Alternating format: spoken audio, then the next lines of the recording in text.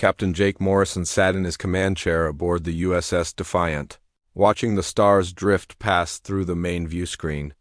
The ship was on a routine patrol mission in the Outer Rim territories, checking trade routes and scanning for pirates. It was quiet work, but Jake preferred it that way.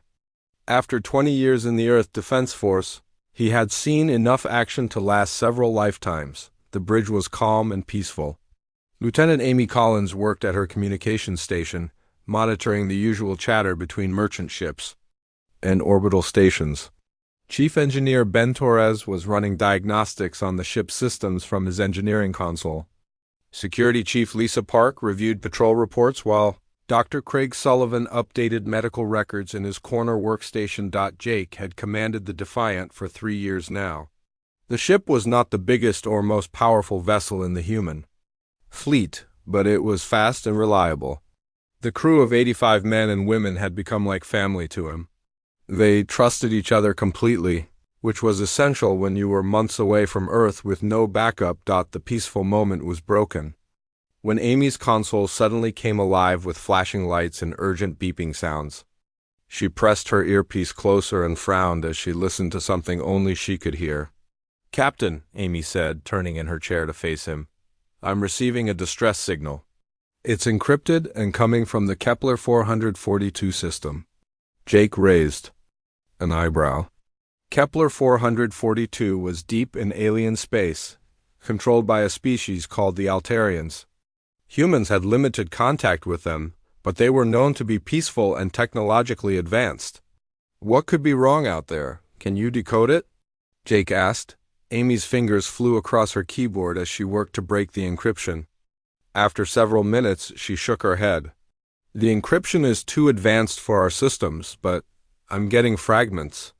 It's definitely a distress call, and it's directed at us specifically." Specifically? Lisa Park looked up from her security reports.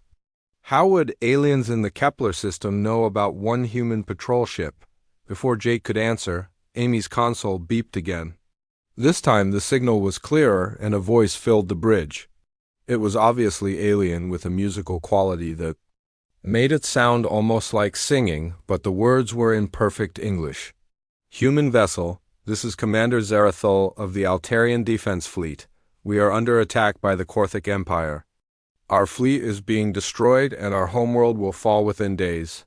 We have heard stories about your people, about your strength in battle. We are requesting immediate military assistance. Please respond." The bridge fell silent.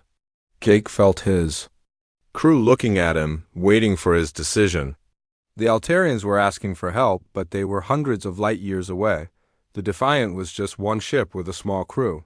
What could they possibly do against an entire enemy fleet? "Amy, send a response," Jake said finally. "Tell them we received their message and are evaluating the situation." As Amy worked on the transmission, Dr. Sullivan moved closer to Jake's chair. "Captain, we don't know anything about this Korthic Empire. They could have hundreds of ships." "No," Jake replied quietly. "But we can't ignore a distress call."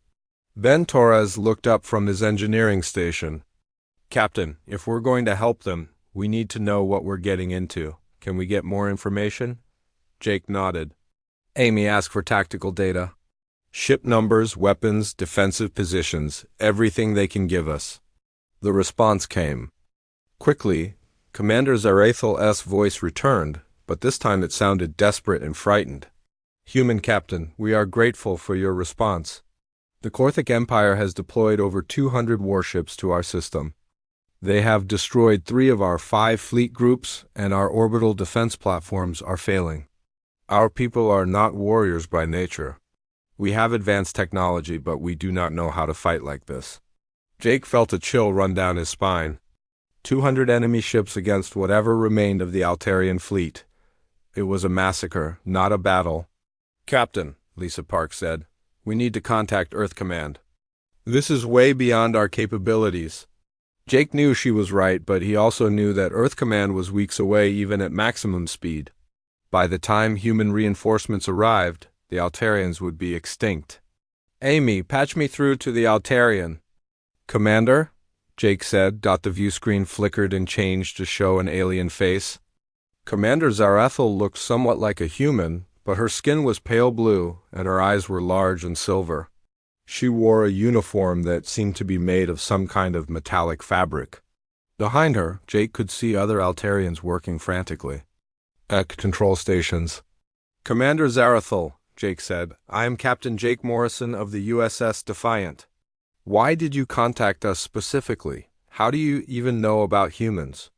The alien commander's expression became even more desperate.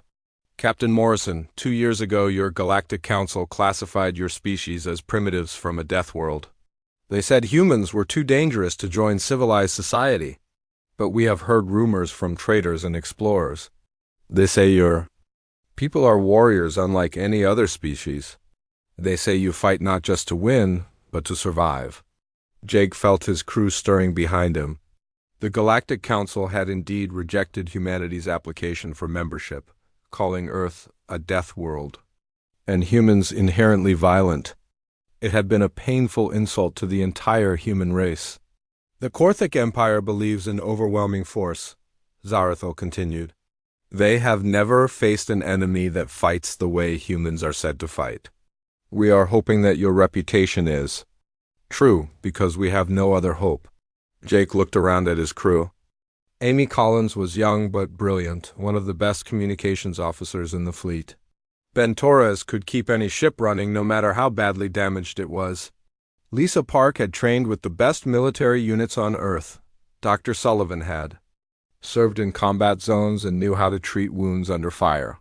They were good people, and they deserved better than a suicide mission. But Jake also knew that somewhere in the Kepler 442 system, millions of innocent beings were about to die. The Altarians had asked for help, and no one else was coming. Commander, Jake said, we are one ship with 85 crew members. What can we possibly do against 200 enemy vessels? Zarathil's silver eyes seemed to glow brighter. Captain Morrison, we do not expect you to defeat the entire Korthek fleet, but perhaps you can buy us time. Perhaps you can show them that this will not be an easy victory. Perhaps other species will see what humans can do and come to help us. Jake stood up from his command chair and walked to the view screen. He could see the hope in the alien commander's face, but also the acceptance that her people were probably going to die.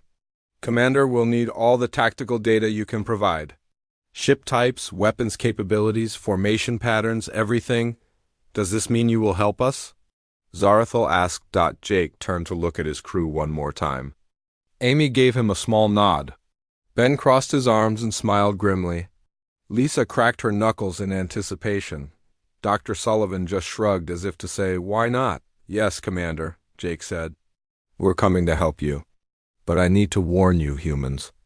Don't fight the way other species do. We're going to do things that might seem crazy or reckless to you. For the first time since the conversation began, Zarathil smiled. Captain Morrison, we have been fighting a civilized war according to galactic rules. It is not working. Perhaps it is time to try something uncivilized. Jake grinned back at her. In that case, Commander, you called the right species. We'll be there in 36 hours. The transmission ended and Jake turned to his crew. Amy, send a message to Earth Command. Tell them we're responding to a distress call and requesting immediate backup. Ben, I want maximum speed to the Kepler system. Lisa, start preparing our weapon systems. Craig, get the medical bay ready for casualties. As his crew moved to carry out their orders, Jake sat back down in his command chair. The Galactic Council had called humans primitives from a death world. Now they were about to find out what that really meant. The USS Defiant dropped out of hyperspace at the edge of the Kepler 442 system, and Captain Jake Morrison immediately knew they had arrived in hell. The view screen showed burning space stations spinning slowly in the darkness, their hulls torn, open and leaking atmosphere.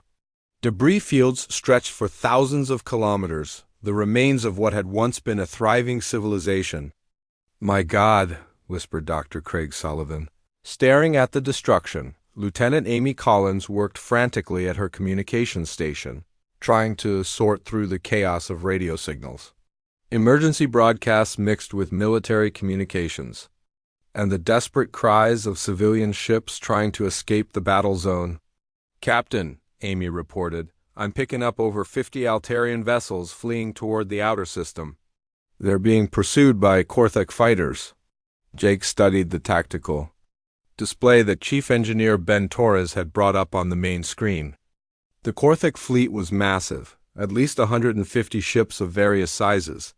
They had formed a blockade around the fourth planet New Altair, where the main Altarian population lived. The enemy ships were dark and angular, built for war, rather than exploration. There, Security Chief Lisa Park pointed at the display. "That cluster of smaller ships near the planet. Those must be the remaining Altarian defense forces." Jake counted perhaps 30 Altarian vessels, hiding in the shadow of their homeworld's largest moon. They were completely outnumbered, and, from the looks of the debris field, they had already lost most of their fleet. "Captain Morrison," came a familiar voice over the communications system. Commander Zarathul appeared on the view screen, but she looked different now. Her perfect uniform was torn and dirty, and there was fear in her large silver eyes. "You came." "I did not think you would actually come. We said we would be here," Jake replied. "What's your current situation?" Zarathul's image flickered as something exploded in the background behind her. "We have 32 ships remaining, but most are damaged. The Korthak have us trapped near our moon. Every time we try to move, they attack us. We cannot break through their blockade." Jake studied the enemy formation. The Korthak ships were arranged in a perfect grid pattern, each vessel exactly the same distance from its neighbors. It was organized and efficient, but also predictable. "Commander," Jake said, "patch me through to your fleet commanders. I want to talk to all of them at once." Within minutes, Jake found himself looking at a dozen alien faces on his view screen. They were all Altarians, but each one looked tired and defeated. These were people who had never expected to fight a war, and it showed. "My name is Captain Jake Morrison," Jake began. "I know your situation looks hopeless, but it's not. The Korthek are making mistakes, and we can use those mistakes against them." One of the Altarian commanders, an older female with scars on her, blue skin, shook her head. "Captain Morrison, we appreciate your courage in coming here, but you have one ship. The Korthak have over 100. Even if you fight with us, we cannot win." "You're thinking like them," Jake said, pointing toward the Korthak fleet. "You're thinking that this is about who has the bigger fleet or the better weapons, but wars aren't won by the biggest army. They're won by the smartest army." Lieutenant Danny Walsh, the Defiance pilot, looked up from his station. "Captain, I'm reading some interesting data on those Korthak ships. They're staying in perfect formation, but that means they can't maneuver quickly. If we hit them fast and hard, they won't be able to respond in time." Jake nodded. "Exactly. Commander Zarathul, what can you tell me about Korthak military tactics?" Zarathul wiped blood from a cut on her forehead. "They believe in overwhelming force. They form up in large groups and attack straight forward.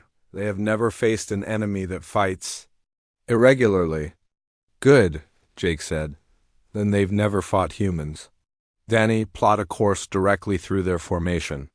"Ben, I want all power to engines and forward shields." "Lisa, target their command ship, but don't fire until I give the order." Dr. Sullivan looked at Jake with concern. "Captain, you're talking about flying one ship against their entire fleet. That's suicide." Jake smiled grimly.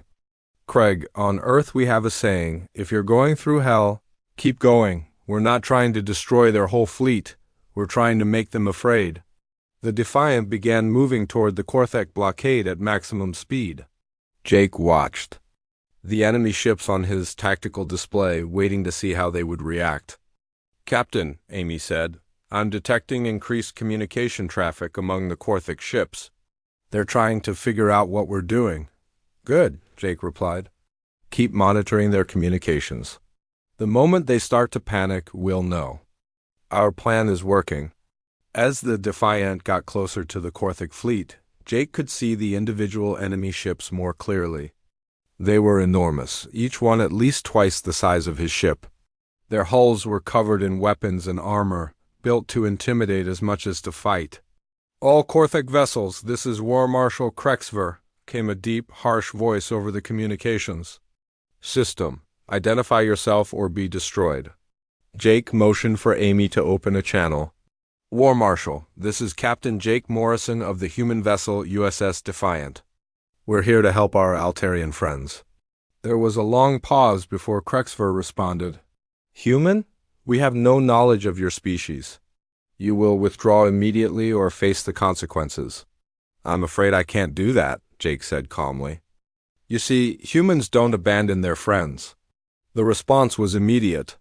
20 Korthek ships broke from their formation and began moving toward the Defiant.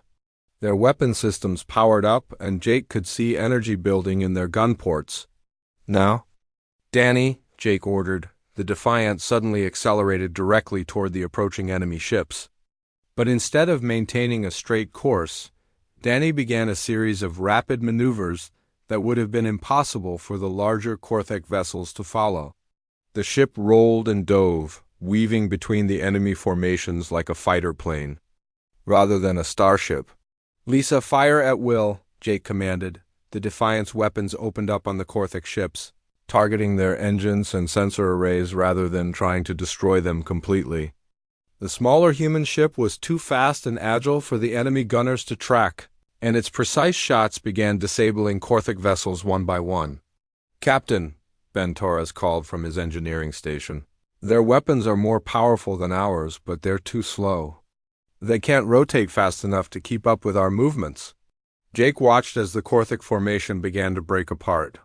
The enemy ships were trying to turn to face the Defiant, but in doing so, they were getting in each other's way. Some ships had to stop firing to avoid hitting their own allies. "Amy, what are the Korthek saying to each other?" Jake asked. Amy listened to her communications equipment and smiled. "They're confused, Captain. They keep asking each other what we're doing and why we're not fighting properly." The Defiant completed its attack run, having disabled 5 Korthek ships and damaged several others. As Danny piloted the ship away from the enemy formation, Jake opened a channel to the Altarian fleet. "Commander Zarathul, did you see that?" Jake asked. Zarathul's image appeared on the screen, and for the first time since they had met, she was smiling. "Captain Morrison, that was ... incredible. You flew directly through their formation and they could not stop you." "That's because they're not used to fighting an enemy that moves like we do," Jake explained. "Your people have been trying to fight them ship to ship, matching their formation with your own. But humans learned long ago that sometimes the best way to fight a bigger enemy is to be faster and smarter." One of the other Altarian commanders spoke up. "Captain, what do you need us to do?" Jake looked at the tactical display studying the Korthek fleet. The enemy ships were trying to reform their blockade, but they were clearly shaken by the human attack. Some ships were moving out of position, creating gaps in their formation. "I need you to split your fleet into small groups," Jake said. 3 or 4 ships each, no more. When I give the signal, I want each group to attack a different part of their formation. Don't try to destroy their ships, just hit them and run, make them chase you." "But Captain," Zarathul said, "that goes against everything we know about fleet tactics." Jake grinned. "Commander, you called us because your tactics weren't working. Trust me on this. Humans have been fighting wars for thousands of years. We've learned that sometimes you have to break the rules to win." The Altarian commanders looked at each other uncertainly, but finally nodded their agreement.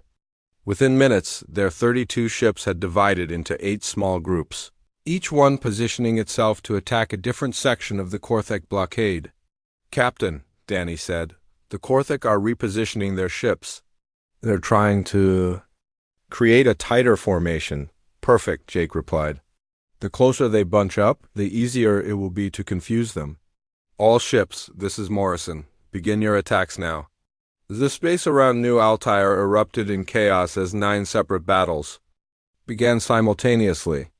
The Defiant led the charge, attacking the Korthek command ship, while the Altarian groups struck at different points along the enemy line.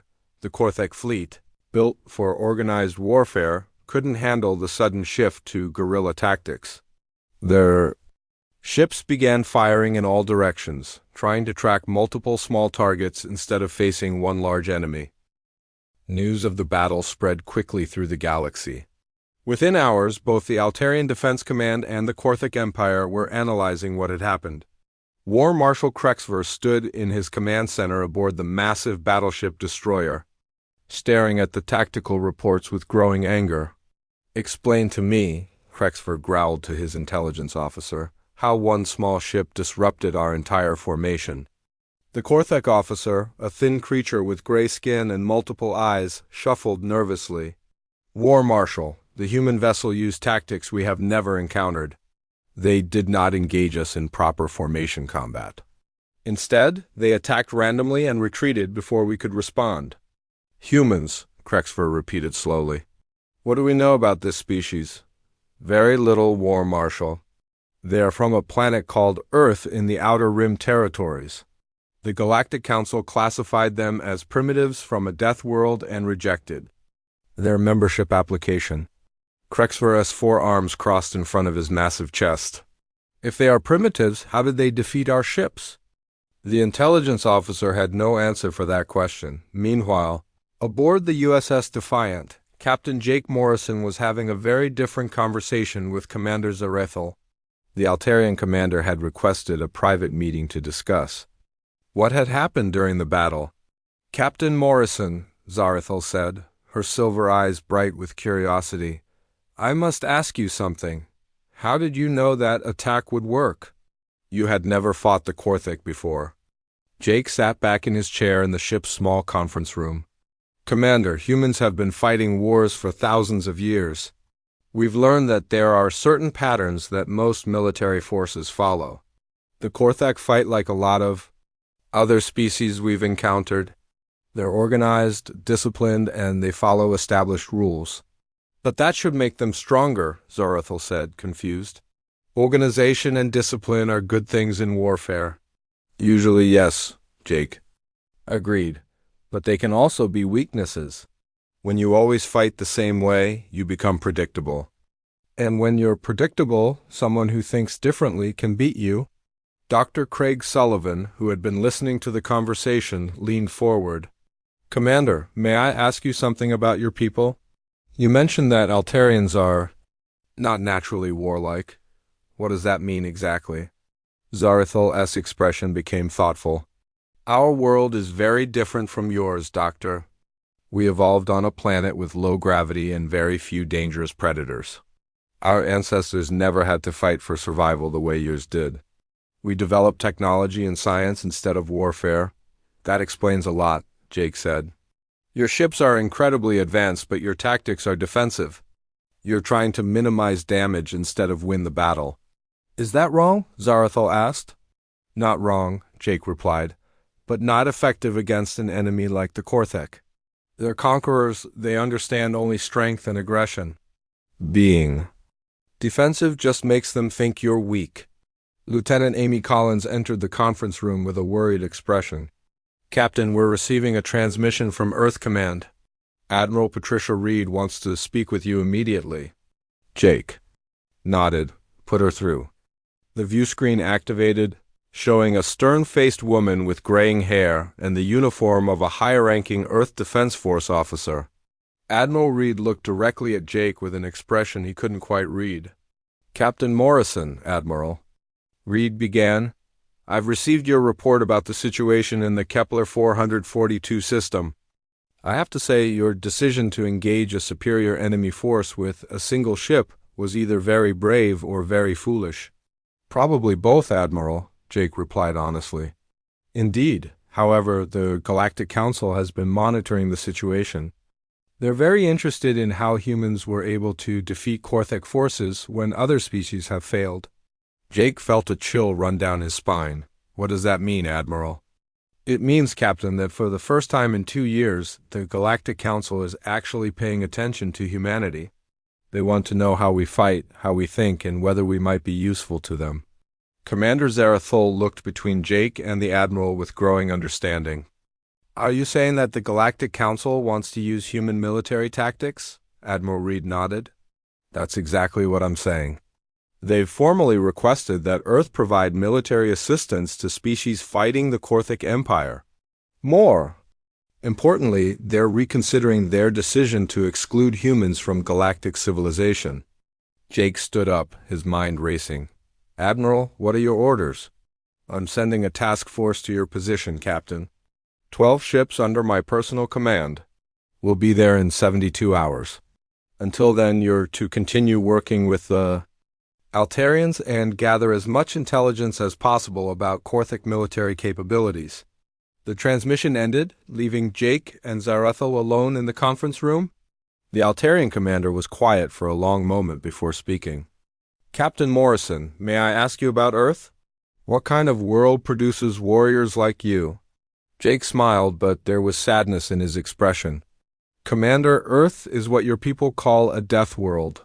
Everything on our planet is trying to kill us. The weather, the animals, the plants, even the bacteria. Humans survived by learning to fight, to adapt, and to never give up. That sounds terrible, Zarathul said softly. It is, Jake agreed. But it also made us strong. When you grow up on a world where everything is dangerous, you learn to see threats everywhere. You learn to plan for the worst and hope for the best. Most importantly, you learn that sometimes the only way to survive is to attack first. Zarathul nodded slowly. I think I understand now. Your people fight the way they do because they have no choice. It is survival, not cruelty. Before Jake could respond, the ship's alarm system began blaring. Security Chief Lisa Park's voice came over the intercom. Captain, to the bridge immediately. We have incoming Korthic ships. Jake and Zarathul rushed to the bridge, where they found the crew at battle stations. The main view screen showed 6 Korthic vessels approaching at high speed. Report, Jake ordered. Captain, Lieutenant Danny Walsh said from the pilot station, 6 Korthic destroyers broke off from their main fleet. They're heading straight for us. Jake studied the tactical display. The Korthic ships were moving in a tight formation, just as he expected. But something was different this time. They were moving faster than before, and their approach pattern was more aggressive. They're learning, Jake said quietly. They're adapting to our tactics. Captain, Amy Collins reported, I'm receiving a transmission from the lead Korthic ship. Put it through. The view screen changed to show a Korthic officer with scarred gray skin and burning red eyes. When he spoke, his voice was filled with hatred. Human Captain, I am Commander Vrektor of the Korthic Empire. You have embarrassed our forces and made us look weak. This cannot be allowed to continue. Jake looked calmly at the alien commander. Commander Vrektor, I suggest you withdraw your ships. You're outnumbered. Vrektor's expression showed confusion. Outnumbered? You have 1 ship. We have 6. You're counting wrong, Jake said with a smile. Danny, show them what I mean. The Defiant suddenly accelerated toward the Korthic ships, but this time they were not alone. The 32 remaining Altarian vessels emerged from behind the moon where they had been hiding, moving in perfect coordination with the human ship. But the Altarians were not fighting the way they had before. Instead of maintaining defensive formations, they spread out and began attacking from multiple directions simultaneously. They had learned from watching the humans fight. What is this? Vrektor demanded. The Altarians do not fight this way? They do now, Jake replied. We've been teaching them some new tricks. The battle was swift and decisive. The Korthic ships, expecting to face the same defensive tactics they had encountered before, were unprepared for the coordinated assault. Within minutes, 3 of their vessels were disabled and the other 3 were retreating as the damaged Korthic ships fled back toward their main fleet. Jake opened a channel to all the Altarian commanders. Excellent work, everyone, Jake said. You fought like veterans out there. Commander Zarathul appeared on the screen, and she was actually smiling. Captain Morrison, I think we are beginning to understand what you meant about fighting to survive. It feels very different from fighting. To defend. The difference, Jake explained, Is that when you fight to survive, you don't hold anything back? You use every advantage you have and you never stop looking for new ones? Chief Engineer Ben Torres looked up from his station. Captain, I'm detecting something interesting in the data we collected during the battle. The Korthik ships all use the same type of shield technology and they all have the same power signature. I think I know how to exploit that. Jake raised an eyebrow. Explain. If I can modify our weapons to match their shield frequency, we could do a lot more damage with each shot. But I'd need to work with the Altarian engineers to make it happen. Zarathal's eyes lit up. Captain Morrison, our engineers would be honored to work with yours. We have learned much from watching how humans approach problems. Jake nodded. Good, Ben. Work with their people and see what you can come up with. We have 3 days before Admiral Reed arrives with reinforcements, and I want to be ready for whatever the Korthik throw at us next. As the crew began working on their new projects. 3 days later, the space around New Altair lit up with the bright flashes of ships dropping out of hyperspace. Captain Jake Morrison watched from the bridge of the USS Defiant as 12 human warships appeared in perfect formation. At the center of the group was the massive dreadnought USS Liberty, easily twice the size of any other vessel in the fleet. Impressive, Commander Zarathal said, standing beside Jake on the bridge. She had come aboard the Defiant to witness the arrival of the human reinforcements. Your people build ships for war, Jake nodded. Admiral Reed doesn't believe in half measures. When she brings a fleet somewhere, she brings enough firepower to end the fight quickly. The communication system crackled to life and Admiral Patricia Reed's stern face appeared on the view screen. Behind her, Jake could see the massive bridge of the Liberty with dozens of officers working at their stations. Captain Morrison, Admiral Reed said, good work holding the line here. I've reviewed your reports, and I'm impressed by what you've accomplished with limited resources. Thank you, Admiral. The Altarians have been excellent allies. They learn fast and adapt quickly. Admiral Reed turned her attention to Commander Zarathal. Commander, I understand your people have been sharing technology with Captain Morrison's crew. The modifications to our weapon systems are quite clever. Zarathal bowed slightly. Admiral Reed, we are grateful for human assistance. Your people have taught us much about warfare that we never knew before. Good, Admiral Reed said, because we're going to need every advantage we can get. Our intelligence reports indicate that the Korthik Empire has committed their entire Third Fleet to this system. That's over 300 ships, including their superweapon. Jake felt his stomach drop. Superweapon, Admiral? A massive vessel called the Devastator. It's designed to destroy entire planets from orbit. The Korthak use it to force surrenders without having to fight long battles. Commander Zarathal's blue skin went pale. Admiral, if they destroy New Altair, billions of my people will die. Admiral Reed's expression softened slightly. Commander, that's not going to happen. But we need to be smart about how we handle this. Captain Morrison, what's your assessment of Korthak tactics? Jake thought for a moment before answering. They're predictable, Admiral. They rely on overwhelming force and traditional formation. Fighting, but they're starting to adapt to our tactics. The last group we fought moved faster and more aggressively than before. Then we need to stay ahead of them, Admiral Reed said. I'm implementing a new strategy. Instead of fighting one big battle, we're going to split into small groups and hit them everywhere at once. Lieutenant Amy Collins looked up from her communications station. Admiral, I'm detecting massive hyperspace signatures. Something big is coming. The view screen switched to show the edge of the solar system, where space began tearing apart as dozens of ships emerged from hyperspace. But these were not like the Korthik vessels they had seen before. These ships were enormous, dark monsters covered in weapons and armor. At the center of the fleet was something that barely looked like a ship at all. It was more like a metal moon, covered in gun turrets and missile launchers. The Devastator, Admiral Reed said quietly. It's even bigger than our intelligence reports. Suggested. Jake studied the massive weapon. It was at least 10 times the size of the Liberty, and it bristled with enough firepower to level continents. Just looking at it made him feel small and helpless. "Admiral," came a new voice over the communications system. "This is War Marshal Krexver of the Korthic Empire. You will surrender immediately or watch as we destroy the Altarian homeworld." "Admiral." Reed opened a channel to respond. "War Marshal, this is Admiral Patricia Reed of the Earth Defense Force. I suggest you reconsider your position.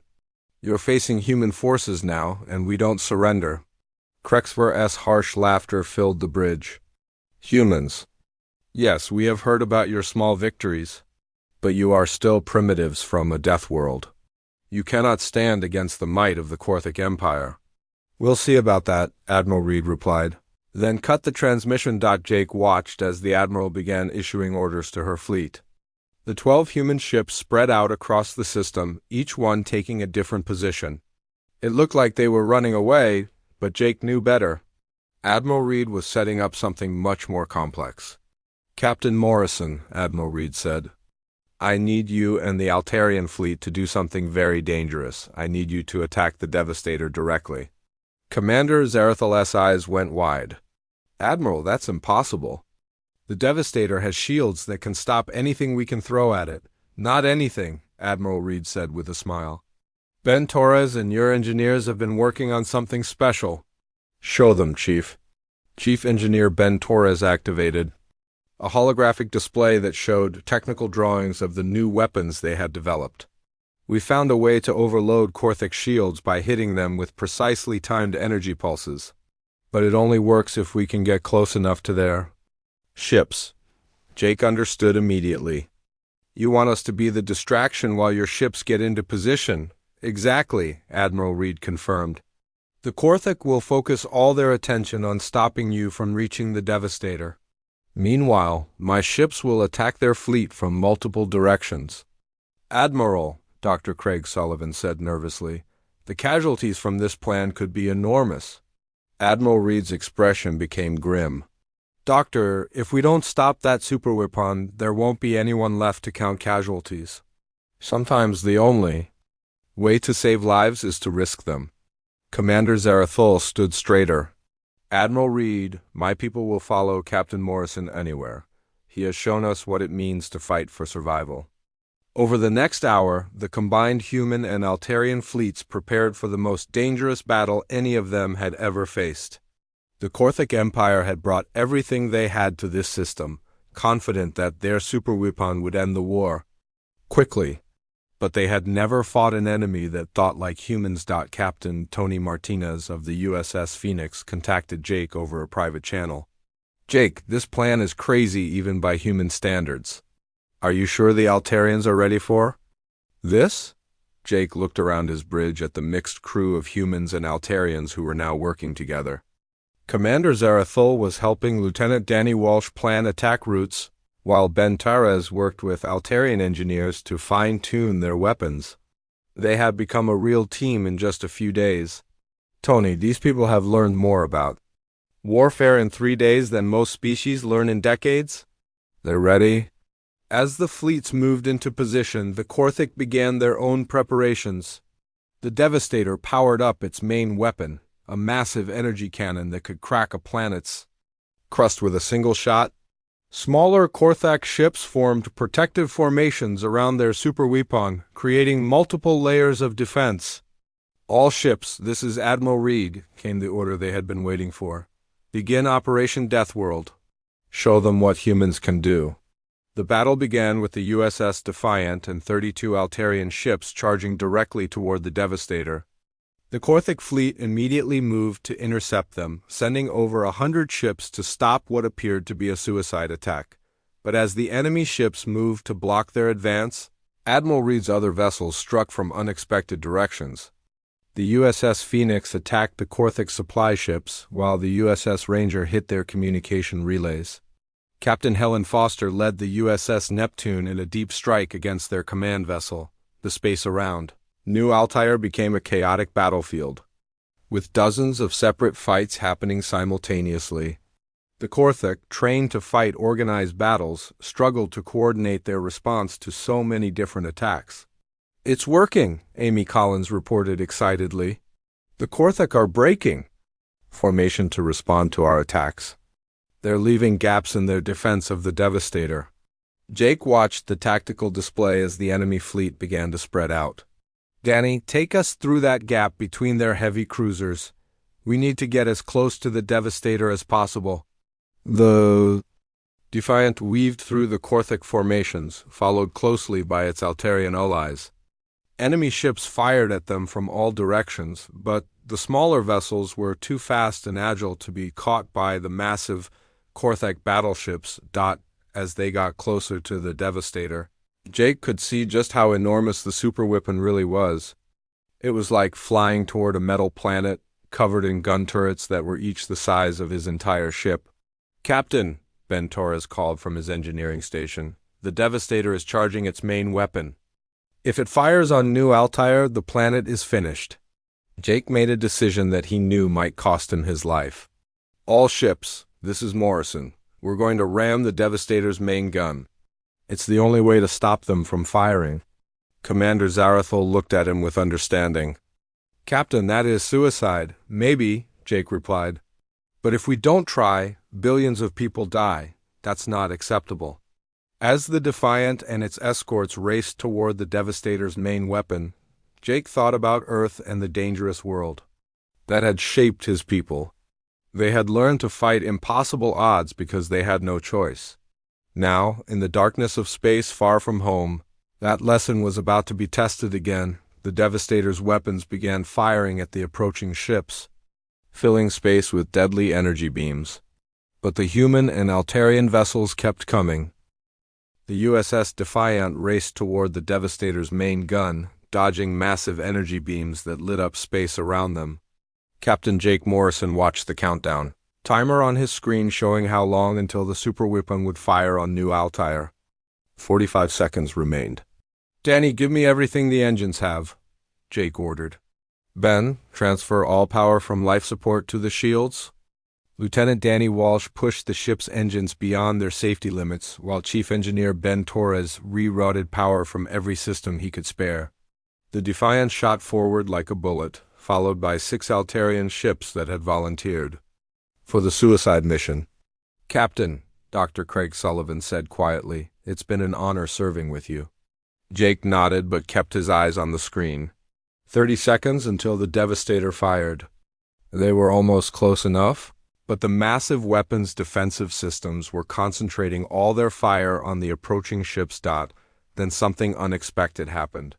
The defensive fire suddenly stopped. "What's going on?" "Security Chief Lisa," Park asked. Lieutenant Amy Collins checked her instruments frantically. "Captain, I'm reading massive explosions inside the Devastator. Something is happening to their main weapon." On the tactical display, Jake could see Admiral Reed's ships attacking the superweapon from the other side. The USS Liberty was firing everything it had at the Devastator's power systems, while smaller ships struck at its weapon arrays. "This is Admiral Reed to all ships," came the Admiral's voice over the communications system. "The Devastator's main weapon is disabled. Repeat, the planet killer is offline." Jake felt relief wash over him, but the battle was far from over. War Marshal Krexver's voice filled the bridge, filled with rage and frustration. "Humans!" Krexver screamed. "You have cost us our superweapon, but we still have 300 ships. We will destroy you all and take this system by force." Jake looked at the tactical display. The Korthik were regrouping, forming their ships into massive attack formations. Even without their planet killer, they still had overwhelming numbers. "Oh, human and Altarian ships, this is Admiral Reed," came the calm voice of the fleet commander. "Phase 2 of Operation Deathworld begins now. Show them what we learned on the Deathworlds." What happened next became known throughout the galaxy as the Battle of New Altair. The human and Altarian fleets abandoned all traditional military doctrine and fought like they had learned in Earth's most dangerous places. Ships worked in small groups, hitting enemy formations from unexpected angles before disappearing into the asteroid fields and debris clouds. Captain, Tony Martinez led the USS Phoenix and 4 Altarian vessels in a strike against the Korthic supply ships. They moved like wolves hunting in a pack, isolating enemy vessels and destroying them before reinforcements could arrive. Commander Helen Foster took the USS Ranger deep behind enemy lines, attacking the Korthic command ships and communication relays. Her hit-and-run tactics left the enemy fleet struggling to coordinate their movements. Jake watched as Commander Zarethel led a group of Altarian ships in a maneuver that would have been impossible just a week ago. They used their superior technology to create false sensor readings, making the Korthic think they were attacking from one direction while actually coming from another. "Captain," Ben Torres called from his station, "the Korthic are starting to panic. Their formations are breaking apart." Jake could see it happening on the tactical display. The enemy ships were no longer fighting as a coordinated fleet.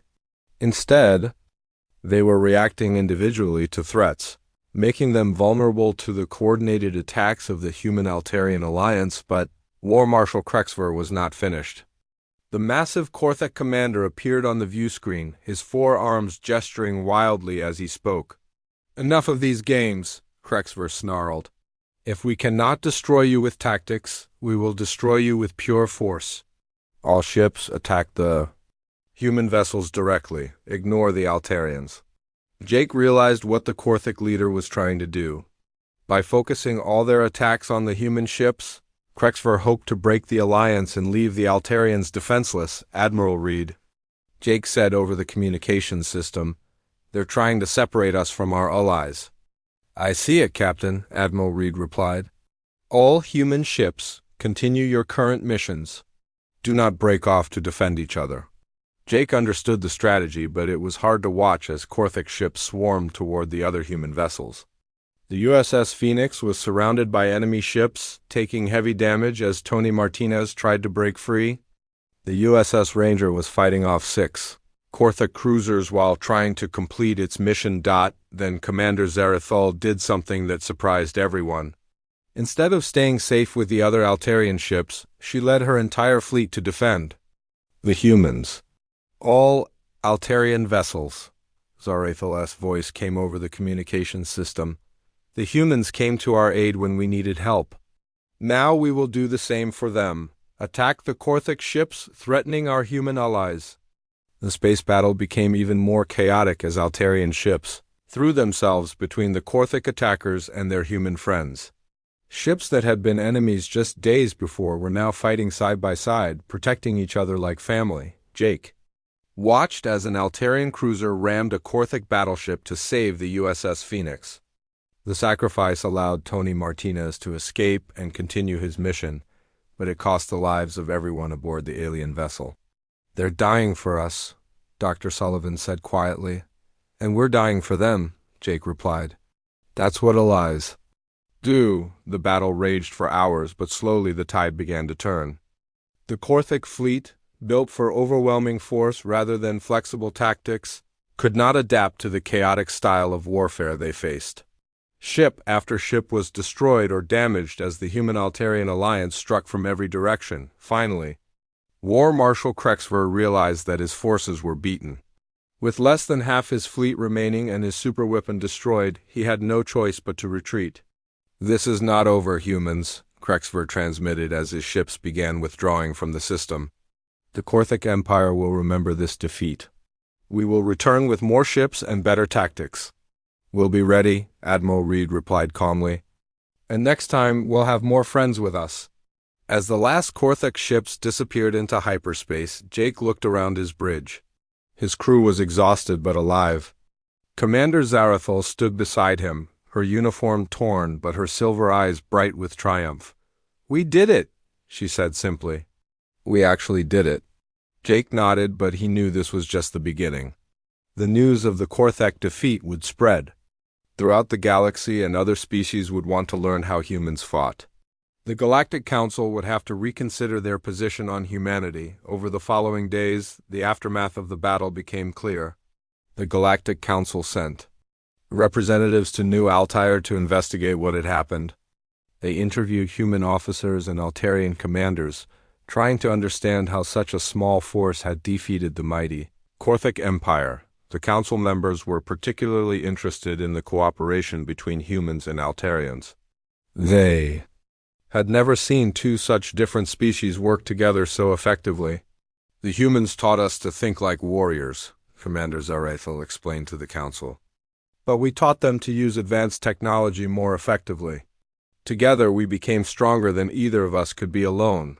Admiral Reed met with the council representatives aboard the USS Liberty. The meeting was broadcast throughout the galaxy, and billions of beings watched as the human admiral addressed their questions. Admiral Reed, asked Counselor Veltar of the Centauri Union, the Galactic Council previously classified humans as too dangerous for membership.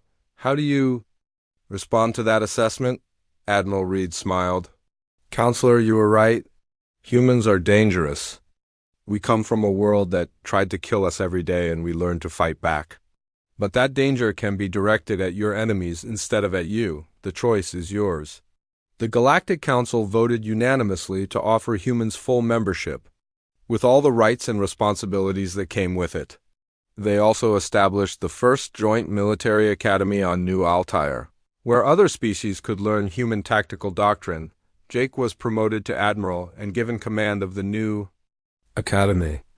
As he stood in his office looking out at the stars, he reflected on how much had changed since that first distress call. Commander Zarathil, now promoted to admiral herself, entered his office carrying a report about their new students. Representatives from dozens of species had come to learn how to fight like humans. Admiral Morrison, she said with a smile, we just received another distress call. A species called the Vegan Empire is being attacked by pirates in the Proxima system. They're requesting immediate assistance.